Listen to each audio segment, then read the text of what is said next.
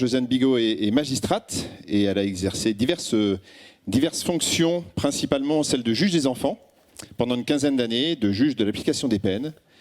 Vous avez été également présidente de la Cour d'assises, présidente de la Chambre de la famille, à la Cour d'appel de Colmar. Voilà. Vous avez été également présidente de différentes associations de protection de l'enfance. Et aujourd'hui, vous êtes présidente de l'association Thémis, qui s'occupe de la promotion de l'accès des droits pour les enfants et les jeunes. La protection de l'enfance, pour vous, et la promotion des droits de l'enfant jalonnent votre parcours, militant depuis 40 ans sur les territoires au niveau national et jusqu'au Conseil de l'Europe. Voilà, où vous avez notamment œuvré en tant qu'experte sur le traitement de la délinquance des mineurs, ainsi que dans le cadre de la Convention de Lanzarote, qui est la Convention du Conseil de l'Europe sur la protection des enfants contre l'exploitation et les abus sexuels. Aujourd'hui, après avoir été administratrice, puis vice-présidente, vous êtes depuis le 24 mai 2017 présidente de la CNAP, qui est la Confédération nationale des actions de protection de l'enfance. Et donc, vous souhaitiez intervenir sur le droit des enfants au prisme des 30 ans de la Convention internationale, dont l'anniversaire était la semaine dernière. Voilà, je vous laisse la parole pour conclure. Brièvement après, donc Jean-Michel Détroyat prendra la parole 2 minutes pour clôturer. Donc normalement, on devrait être dans les temps qui étaient prévus. Madame Bigot, je vous laisse la parole. Merci à vous, merci de m'avoir invité, merci de cette journée qui a été magnifiquement bien rythmée, à la fois par les penseurs, par les gens de conviction, par les animateurs dessins ou clowns.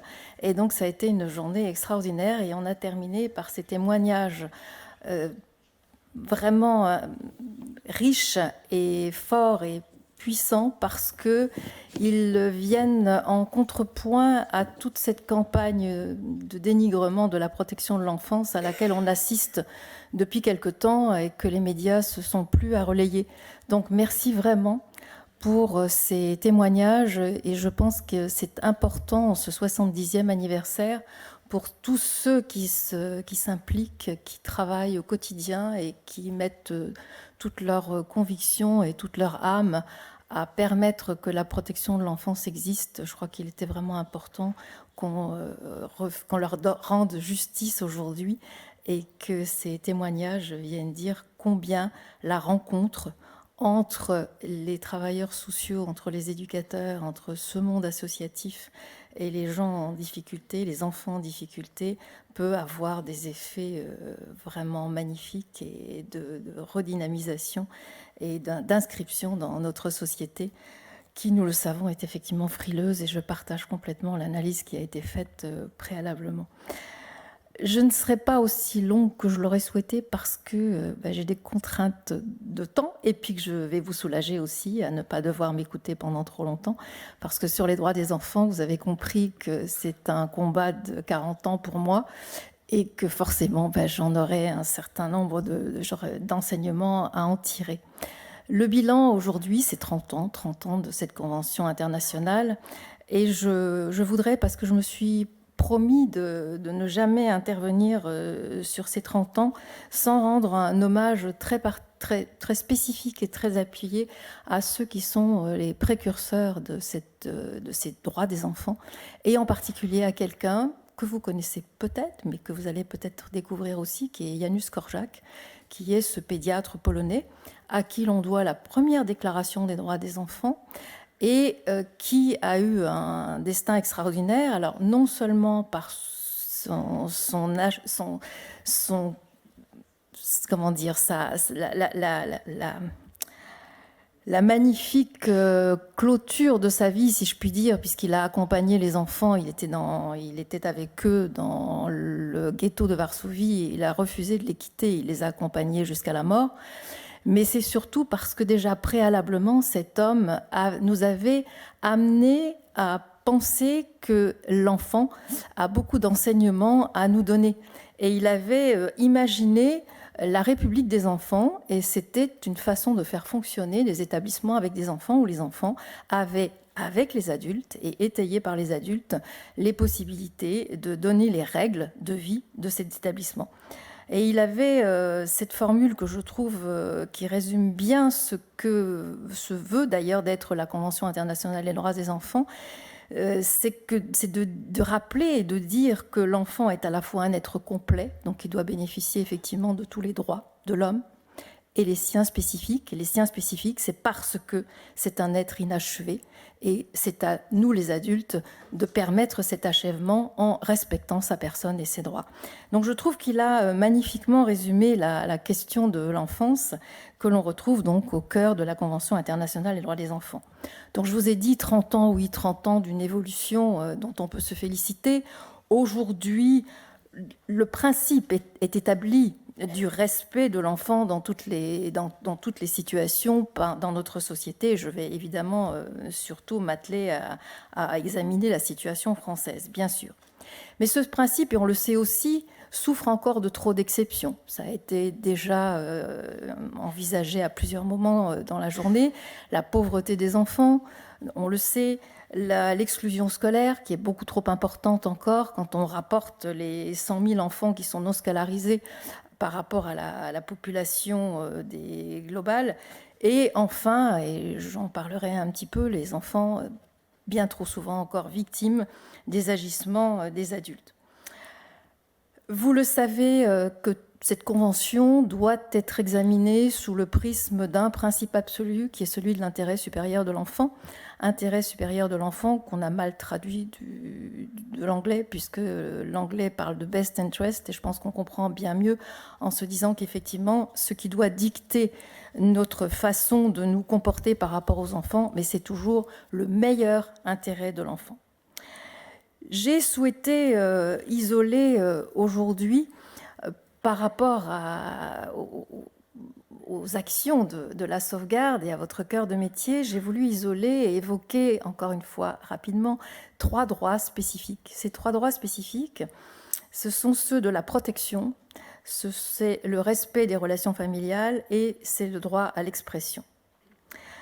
La protection, nous avons beaucoup appris en France par cette recherche qui a abouti au consensus que nous connaissons sur les besoins fondamentaux de l'enfant. Et nous avons aujourd'hui la capacité de connaître effectivement les besoins fondamentaux de l'enfant en matière de protection de l'enfance, en sachant que le premier besoin, celui qu'on appelle le méta-besoin, alors si vous êtes comme moi, même en ayant quelques rudiments encore du grec ou du latin, je me suis demandé ce que c'était que ce méta-besoin. Eh bien, ce méta-besoin, c'est le besoin de sécurité, c'est donc le besoin qui va primer sur tous les autres et qui comporte tous les autres besoins fondamentaux de l'enfant. Nous avons là aussi un arsenal juridique qui est aujourd'hui tout à fait à la hauteur de la protection de l'enfance, puisque nous avons la loi de 2007, la loi de 2016. Nous aimerions qu'elle soit appliquée sur tous les territoires pleinement, avec bien sûr beaucoup d'inégalités et avec la nécessité encore de parfaire beaucoup des propositions de ces lois, ne serait-ce que le projet pour l'enfant, évidemment, on le sait tous. Mais je voudrais isoler, parce que c'est dans l'actualité, je voudrais isoler deux points particuliers dans le cadre de la protection de l'enfance. Eh bien, le premier, c'est la lutte contre la violence. On est aujourd'hui tout à fait conscient de ce que veut dire pour l'enfant et dans ses conséquences pour sa vie future que de vivre dans un milieu violent. Soit parce que le contexte familial est violent, soit parce que l'un des parents est violent à l'égard de l'autre. On sait, avec le Grenelle qui vient de se terminer, combien l'enfant est touché par les violences conjugales et aussi les violences tout simplement du milieu environnant, les violences des institutions scolaires, les violences qui peuvent aussi, évidemment, on le sait, se produire dans des institutions de remplacement. La CNAP a fait un travail, je crois, de contribution au dernier rapport du défenseur des enfants qui mérite votre attention, et je sais que vous essayerez de le lire, qui parle de toutes ces violences invisibles qui sont faites aux enfants et des pistes pour essayer de lutter contre ces violences invisibles. Je crois que nous avons encore fort à faire pour que aujourd'hui notre société ne permette plus la confrontation de l'enfant à la violence. Il reste beaucoup de pistes à creuser. Je voudrais souligner, parce que c'est assez exceptionnel qu'un texte soit pris dans le registre civil. La plupart du temps, on vient rajouter des condamnations pénales à tous les actes de violence. C'est toujours ça l'escalade, plus de textes répressifs. Et là, on a eu, et il faut le saluer, un texte en mars de cette année qui est venu dans le droit civil dire qu'il fallait absolument prôner une éducation sans violence. Pour le moment, c'est inscrit dans les textes sur l'autorité parentale. Et on peut effectivement penser que c'est quelque chose qui sera transposé de manière plus large sur tous les actes éducatifs qui peuvent être accomplis en faveur des enfants. Un mot aussi, puisque nous parlons de violence, un mot sur les enfants victimes de violences sexuelles. Et là, je crois que si pendant longtemps les progrès ont été très nets dans notre pays, on a décidé de mieux accueillir les enfants, d'éviter qu'ils soient obligés de répéter sans cesse les traumatismes qui avaient été les leurs. Mais je voudrais surtout dire qu'il y a quand même des rendez-vous que nous manquons, contrairement aux promesses qui peuvent nous être faites. Et le dernier rendez-vous manqué, c'est cette loi du 3 août 2018 sur les agressions sexuelles, où on nous avait promis que dorénavant, on ne viendrait plus interroger un enfant sur son opposition ou non aux relations sexuelles qui lui étaient proposées par un adulte, et qu'on n'allait plus interroger ce fameux consentement de l'enfant, comme si un enfant de 7 ans ou de 8 ans était en capacité de consentir à une relation sexuelle que lui propose un adulte. Eh bien non, ce rendez-vous a été manqué, puisque nous espérions qu'en dessous de 13 ans, on n'allait plus interroger cette notion même de consentement. Il n'en est rien. Aujourd'hui encore, vous entendrez dans les prétoires les magistrats, les avocats demander à l'enfant « mais quand même, tu aimais beaucoup ton papa ou ton oncle ou je ne sais, ou ton enseignant, et tu n'as pas vraiment dit que tu n'étais pas d'accord quand il t'a proposé un certain nombre d'agissements ». Donc ça, pour moi, c'est quelque chose de révoltant, qu'on n'ait pas été en capacité de comprendre que notre droit doit tout simplement criminaliser toute relation sexuelle d'un adulte avec un enfant en dessous d'un certain âge à fixer. Moi, je pensais que c'était 13 ans qui était l'âge qu'il aurait fallu arrêter, parce que 13 ans, dans notre droit, c'est l'âge où on consent à l'adoption, etc., au changement de nom. Donc je pensais qu'il y avait une certaine logique à dire 13 ans aussi. Eh bien, il n'en est rien. Et nous continuerons à avoir ces débats autour du consentement d'un enfant quand il a moins de 13 ans ou un autre âge. En tout cas, c'est quelque chose de totalement indécent dans un pays qui se veut respectueux des droits des enfants. En matière de protection, et je vais peut-être vous surprendre, je dirais un mot d'une catégorie d'enfants pour lesquels on a peut-être oublié qu'ils étaient des enfants à protéger, pas vous, parce que je sais qu'effectivement vous les protégez dans le cadre de cette sauvegarde, puisque j'ai eu l'occasion de discuter un peu avec des chefs de service qui s'occupaient de ces enfants-là. Eh bien, je parle des enfants en conflit avec la loi. Ces enfants en conflit avec la loi, nous avons beaucoup de mal à faire admettre, comme tout à l'heure pour les migrants, à faire admettre que ce sont des enfants qui ont d'abord et avant tout le droit d'être protégés, le droit d'être éduqués. Et peut-être faut-il là aussi rappeler, ça a été le thème d'une intervention ce matin passionnante, peut-être faut-il aussi rappeler effectivement que l'éducation en soi n'est pas, comme on essaye de le faire dire dans l'opinion publique, forcément laxiste, mais que l'éducation c'est bien une contrainte, que l'éducation c'est bien de jouer son rôle plein et entier d'adulte pour permettre à l'enfant d'accéder lui aussi à son tour à l'âge adulte dans de bonnes conditions. La deuxième question et le deuxième droit qui me paraissait intéressant d'évoquer avec vous, c'est le respect des relations familiales. La Convention internationale des droits des enfants est très exigeante sur ce plan. Elle est très exigeante et elle vient mettre à la charge des États. Et donc c'est important parce que c'est à la charge des États. Les États doivent tout mettre en œuvre pour permettre que l'enfant demeure au sein de son milieu familial. Et lorsque véritablement il y a une nécessité liée à son intérêt supérieur, l'enfant doit effectivement être mis dans un système de protection, de remplacement, mais avec là aussi l'exigence du maintien du lien entre sa famille naturelle et le milieu de remplacement, toujours avec, bien sûr, le bémol de dire que, sauf si cela était véritablement contraire à son intérêt supérieur. Je crois que c'est important parce que on a trop souvent tendance à penser que ce sont des élucubrations, notamment de juges, qui veulent le maintien du lien familial ou le maintien dans la famille d'origine. Non, ce sont tout simplement les textes. Peut-être qu'ils évolueront, peut-être effectivement que nous aurons un autre arsenal juridique dans quelque temps.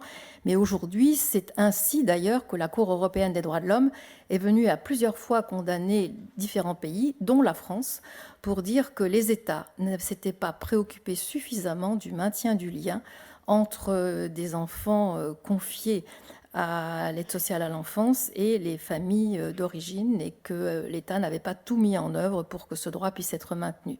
De la même manière d'ailleurs que les États sont condamnés aussi lorsque le maintien du lien en cas de séparation parentale n'est pas permis et n'est pas assuré par l'arsenal qu'ils mettent en place. Alors pourquoi je voulais évoquer ce droit? Mais parce que je pense qu'il est au cœur souvent de vos interrogations et il est aussi aujourd'hui pris dans un discours un peu récurrent, qui serait de dire qu'on a beaucoup trop été du côté du maintien du lien et qu'aujourd'hui, tout au contraire, on se devrait de veiller à ce qu'il y ait des coupures définitives entre ces enfants qui ont eu besoin de protection et leur famille d'origine. Le troisième droit est le droit à l'expression. Ce droit à l'expression qui est celui de l'article 12 de la Convention internationale et qui vient dire que l'enfant, à partir du moment où il a le discernement suffisant, doit pouvoir exprimer son opinion lorsque la situation le concerne, et ça je crois que c'est quelque chose qui est souvent omis, que cette expression et cette opinion de l'enfant doit être prise en compte, là aussi bien sûr en fonction de son âge et de sa maturité.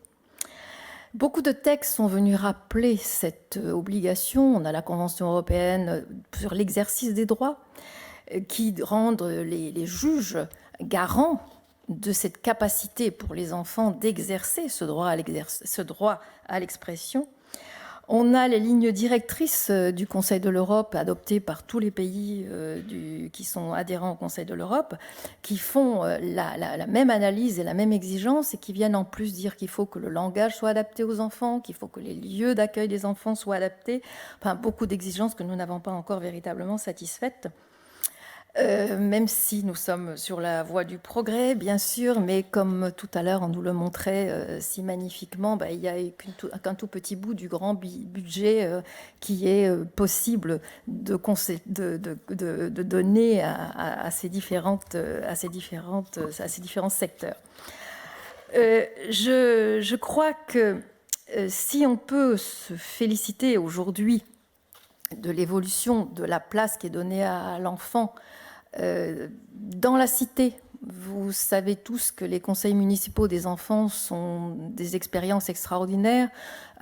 Si les élus, effectivement, laissent aux enfants la capacité de mener à bien des projets, mais en leur montrant aussi les contraintes, bien sûr, c'est ça, l'éducation, Et puis, dans les différentes institutions, je suis persuadée que vous avez su donner la parole aux jeunes et aux enfants que vous accueillez. Et puis en justice, on a évidemment beaucoup progressé, que ce soit pour l'enfant victime, que ce soit pour l'enfant pris dans la séparation parentale. Mais la question que je me pose, et elle est difficile pour moi parce que, effectivement, vous l'avez dit tout à l'heure, monsieur le directeur, ça fait 40 ans que je me bats pour l'aboutissement de droit, et notamment pour le droit à l'expression des enfants. Eh bien aujourd'hui, parce que j'ai entendu beaucoup d'enfants, je les ai entendus dans le cadre pénal, à la cour d'assises, je les ai entendus dans le cadre des séparations parentales, je les ai entendus quand j'étais juge des enfants. Eh bien tous ces enfants, il y a eu des moments où j'avais l'impression que de les entendre, ça les exposait encore un peu plus. Et que par conséquent, il me semble qu'il faut être extrêmement prudent et que nous n'avons pas, après avoir posé ce principe de la possibilité d'expression de la parole de l'enfant, nous n'avons pas assez sécurisé cette parole. La sécuriser, c'est effectivement faire en sorte qu'elle ne soit pas instrumentalisée par les adultes. Il faut faire en sorte que les adultes qui la reçoivent, cette parole, ne soient pas ensuite en train de l'interpréter et de se projeter dans ce que les enfants veulent dire. Un exemple tout simple, nous sommes pour la plupart des adultes convaincus qu'il ne faut pas séparer les fratries. Écoutons les enfants. Beaucoup d'enfants ne sont absolument pas dans cette conviction-là. Donc, comment restituer à l'enfant le poids de sa parole sans pour autant le mettre, lui, au cœur de la décision qu'il conviendra en bout de course, et bien évidemment à ceux qui doivent les prendre, de les prendre pour lui. Je terminerai en reparlant des enfants que nous avons évoqués à l'instant, ces enfants qui nous viennent de loin, ces enfants qui ont espéré, en arrivant sur le sol européen et sur le sol français, un accueil favorable. Pour certains, ça a été le cas, pour d'autres, ça n'est pas le cas. Mais je crois qu'en tout cas, ces enfants-là se heurtent à l'irrespect de tous leurs droits. Et je suis d'accord avec M. Pouillet qui disait tout à l'heure que notre droit s'accommodait beaucoup trop de l'irrespect d'une manière. Donc notre société s'accommodait beaucoup trop de l'irrespect des droits dans ce domaine, et je partage complètement son point de vue, puisque nous le savons bien, ces enfants-là ne bénéficient pas d'une représentation à laquelle ils ont droit immédiatement.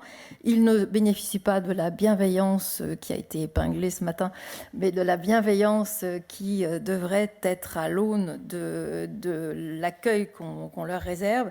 Ils ne bénéficient pas du droit du maintien au lien, puisqu'ils doivent prouver qu'ils sont isolés. Et s'ils sont dans un maintien du lien, eh bien, ça veut dire qu'ils ne sont pas isolés, etc. Le droit à la santé, le droit à l'éducation, j'en passe. Donc je pense que pour ces enfants-là, on est vraiment dans la question emblématique de la nécessité de beaucoup pouvoir encore évoluer dans le respect de cette Convention internationale des droits des enfants que nous fêtons effectivement dans ces temps anniversaires. Il n'y a pas de hiérarchie entre les droits que j'ai évoqués et bien d'autres. Il n'y a pas autre chose qu'une interaction.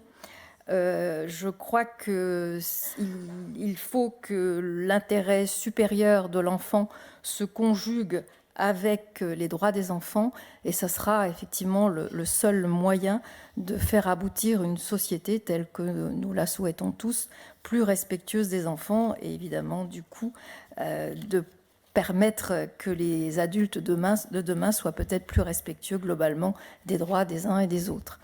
Merci à vous, merci pour cette magnifique leçon aujourd'hui de ce que vous êtes en capacité de réaliser pour les enfants que vous accueillez. Merci Monsieur le Président, merci Monsieur le Directeur Général de m'avoir permis de m'associer à cette belle fête.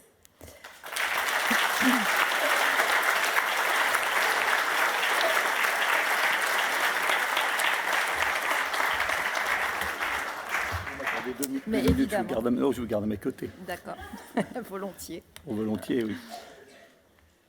Je vous rassure, pas un nouveau discours. Simplement un grand merci. Un grand merci pour une journée magnifique qui, je crois, marquera l'histoire de cette association, qui restera très certainement gravée dans nos mémoires à tous. Merci à ceux qui l'ont organisé. Je ne vais pas redire tous les noms de ce comité de pilotage qui a présidé ma collègue et amie Monique Fourquet, mais bien sûr, il faudrait tous les reciter parce que vous avez pu mesurer combien tout avait été, je le crois, extrêmement bien organisé pour une journée qui a été riche en moments et en événements. Merci à tous les intervenants. Une pensée pour les philosophes d'abord.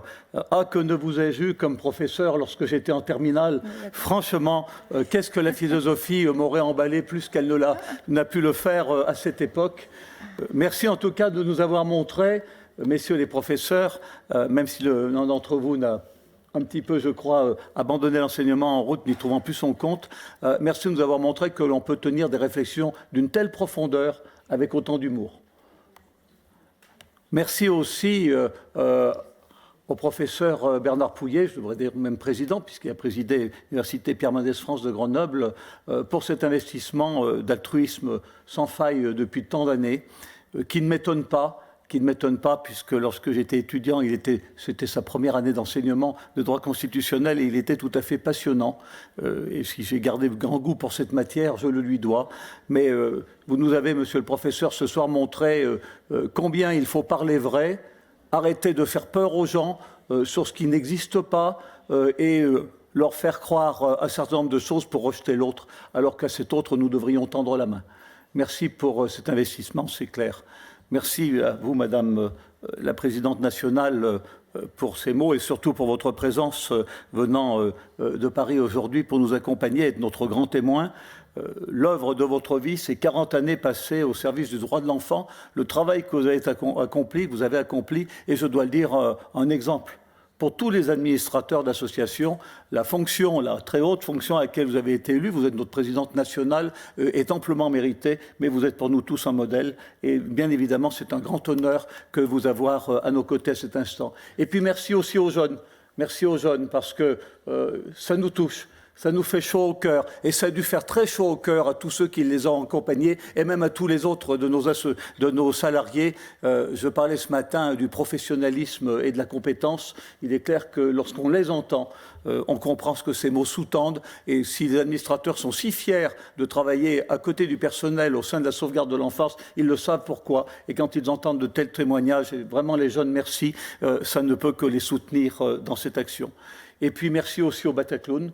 Merci au Batacloun parce que, oui, bien sûr, elles savent être très drôles, mais elles savent aussi, nous l'avons vu dans la dernière partie, être très émouvantes et faire passer des messages extrêmement forts. Merci enfin, j'espère n'avoir presque oublié personne ce fin, mais il aura mon dernier mot. Merci aussi à Pavo, le dessinateur, qui a la plume aussi acerbe, mais qui aussi est très opportuniste dans son graphisme. Enfin, merci Claude. Merci Claude. Alors moi je parle de Claude le nôtre, pas le vôtre, monsieur le professeur. Merci Claude pour avoir été ce fil rouge de la journée et nous avoir montré, ce sera mon dernier mot, que monsieur Loyal, ça peut rimer avec directeur général. Merci. Et puis, merci. Bien évidemment, merci à tous ceux qui ont assisté à cette journée. Merci à vous tous qui avez pu rester jusqu'au bout. La sauvegarde a fait preuve de son dynamisme aujourd'hui et de sa jeunesse malgré ses 70 ans. Et nous vous disons bien évidemment à très bientôt puisque vous le savez, nous avons décidé d'associer notre personnel au moins une fois par an à nos assemblées générales de manière à avoir l'occasion de se rencontrer régulièrement. Merci à tous.